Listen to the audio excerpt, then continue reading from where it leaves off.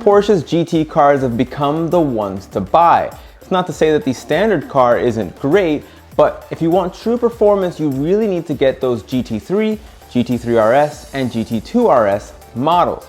Now that the brand new 992 GT3 has debuted, it's time to take a deep dive into what makes this car special and how it stands out from the standard car. But what might seem as just some sharper bodywork and extra power is actually much deeper than that, because what makes this GT3 different from the standard car is a massive gap, something we haven't seen before. But now that the GT3 has been out for some time and the hype has died down a little bit, I figure it's a good time to take a deep dive and contextualize it and see where it fits in the lineup and what it might tell us about Porsche's future. Now before we dive in, I want to bring up, just for the sake of transparency, that I am a Porsche 911 owner myself and a fan of the brand, but I am more of a fan of their older stuff than the newer stuff, so that really shouldn't affect my point of view. But as always, I'm going to try to be as truthful and honest as possible. So now that we got that out of the way, I want to make sure you guys like this video and subscribe to the channel, and let's dive in.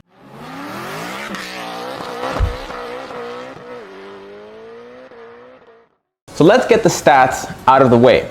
Just like last year, the 911 GT3 gets a 4-liter naturally aspirated flat-6 engine, except this time it develops over 500 horsepower and 346 pounds-feet of torque. Fans of the GT3 will be glad to hear that it still revs all the way up to 9,000 RPM.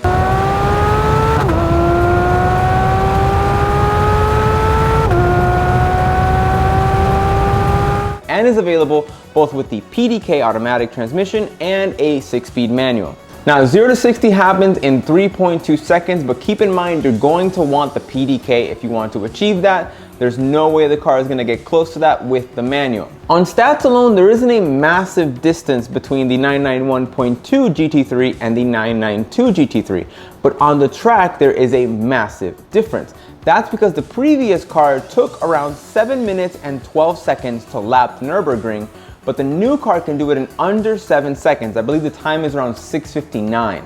Now for context, the last generation GT3 RS did it in 6 minutes and 56 seconds. As a result, we're talking about a car that is 12 seconds faster on the lap of the Nürburgring than the standard car. Now, as you might expect, it doesn't step on the toes of the GT3 RS, but it does supersede its predecessor. And not only does that blow my mind as to what they can do with suspension tuning, which we'll get into in a second, but it gives us a preview of what the brand new GT3 RS will be like, because the 911 GT3 is pushing all of this performance with 500 horsepower. Now I'm saying 500 horsepower almost as if it's not that much, but you have to put that into context. Take for example a car like the McLaren 720S, which has considerably more power, but it's not faster on the Nürburgring. So the beauty about the GT3 is that it can take that 500 horsepower output and make full use of it on the track to extract those really fast lap times. However, we will have to wait to actually drive the GT3 on the road to see how those improvements translate into real life. Because even though a car might be really fast on the Nürburgring, it makes no difference to the consumer if you go on the street and the car is really uncomfortable or really difficult to live with. So the GT3 has this tough case of trying to be really fast on track, but also really livable, because you have to think about who buys a GT3 or a high-end 911. They're typically an older buyer. You're not gonna get a bunch of 25-year-olds walking into a Porsche dealership saying, yes, here's $200,000 for a GT3. It's just not gonna happen. So the GT3 has to be equally comfortable, but equally capable in order to meet not only the requirements of the model of being very quick and impressive, but also to meet the demands of its target demographic. Now, to that point, the standard Carrera has been getting pretty soft, in my personal opinion. It's definitely almost leaning more towards being luxury than a sports car, because again, it has to tend to that older demographic that wants something that looks very nice, is sporty, but it's still very, very comfortable. The problem is that when you start with a base like that, that's a little bit softer than older generations of the 911, it's a little bit difficult to turn that up to 11, let's say, to make the GT3. So as a result, the GT3, the brand new one, does away with the old McPherson strut suspension and instead adopts a double wishbone suspension. In fact, the brand new GT3 does not share a single component with the standard Carrera. It hasn't been that way in previous generations. This is something that not only increases the cost for the development of the GT3 car, but it shows you how different the GT3 car really is from the standard car. Now, if you've seen a 992 in person, you know that it's a pretty big car. And as the generations of 911 have gone on, the car is getting heavier and heavier and heavier, but it's also getting faster and more powerful. While I personally like lighter cars, that's why I really like the older cars better, this new car uses a ton of carbon fiber tech to keep the weight down as much as possible. This includes a carbon fiber spoiler, a carbon fiber front hood. There's also a thinner glass used on the doors, to try to do those sort of effective weight saving measures. Now, if we're talking about GT3 aesthetics, that's something that's entirely subjective. However, in my personal opinion, I feel the 991.2 is still, for me, the prettiest GT3 ever done. The standard 991 was pretty sharp and it was nice, but that .2 really sort of brought it to a tune of perfection. This new 992 one, again, it's a brand new car. So might be the kind of thing where you don't like it initially, but it kind of grows on you over time. For me personally, I feel like there's a lot going on. From the hood, again, there's a lot going on, especially for me in the rear end.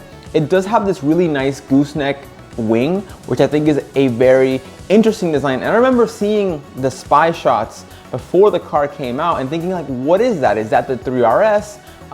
But no, that's the 3. And that also tells us that the 3RS is likely to be significantly wilder than this. So if the GT3 already has a lot going on, the 3RS is about to be a maniac. So when can you expect to see this GT3 on the road? Well, the GT3 in the United States specifically is supposed to arrive sometime later this year. But if you want to put a deposit, dealerships are already taking deposits. You can already spec out the car if that's what you want. But I think the GT3 is kind of in the lane of a brand new car that is kind of in the price point that I think would be my pick. As much of a Porsche fan as I am, as much as I love the idea of a GT3, that new McLaren Artura, which starts at around I believe it's $220,000. Now the GT3 starts at $170,000. So again, it is a price difference of about $50,000, but when you're shopping at this level of car, that's not as massive as it might really appear. I think my money would be on that new Artura, more powerful, hybrid tech, and it's a mid-engine supercar. Again, two totally different types of cars, but for some reason, the GT3, I'm not super excited about it as I thought I was. I've been looking at a lot of media and seeing a lot of videos about it, but it hasn't kind of stolen my heart like the last generation did. So it'll be really interesting to see how the GT3 battles with that new McLaren Artura, which is coming around at the same time, more or less. Additionally, there's the problem of the GT3 RS. Now, traditionally, the GT3 RS has been a naturally aspirated car, and the expectation is that it could go turbocharged, but that remains to be seen. Given the level of performance that Porsche is getting to with these cars, it really might need that turbocharger. I really hope that it doesn't. I really like the fact that the GT3 RS has a high revving, naturally aspirated engine, but that might be something that just kind of has to happen with the times. The entire 911 range is turbocharged, the standard cars, I mean. So that might be something that's reflected in the GT cars. So more so than the comparison between the McLaren and the Porsche, that GT3 RS is going to be directly in line with that Artura price-wise. So that'll be really interesting to see which route would buyers like to go for, the hardcore sort of track toy or a more sort of comfortable supercar, because as we know, McLarens are extremely comfortable to drive on the road. So it'll be interesting to see how they fare on a sales perspective. But anyway, I want to leave you guys with that. Please tell me any of your thoughts on the GT3. I would love to hear. Maybe you're super excited about it. We can talk about it in the comments. And as always, if you guys have any ideas for videos, please leave them down below because you might just pick the next video we do. But with that, I want to thank you guys so much for watching. Make sure you guys like this video, subscribe to the channel, and I'll see you again really soon.